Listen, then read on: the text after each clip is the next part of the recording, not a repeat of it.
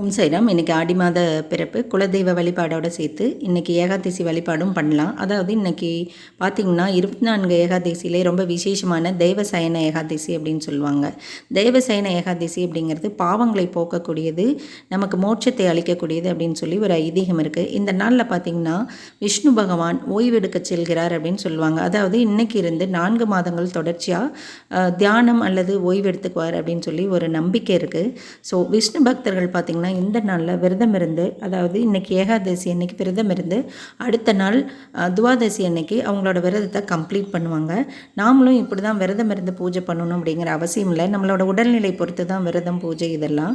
So உங்களால் முடியல அப்படின்னா நீங்கள் சாத்வீகமான உணவுகள் எடுத்துக்கிட்டோ அல்லது பால் பழம் சாப்பிட்டுட்டு விஷ்ணு பகவான் லக்ஷ்மி இருக்கக்கூடிய படமோ அல்லது விக்கிரகம் ஒரு நெய்விளக்கேற்றி துளசி இலைகள் இருந்தால் அர்ப்பணம் பண்ணி எளிமையான நிவேதனம் பண்ணி நான் ஸ்க்ரீனில் மந்திரங்கள் கொடுத்துருக்கேன், இது சொல்லலாம். அல்லது விஷ்ணு சகஸ்ரநாமம்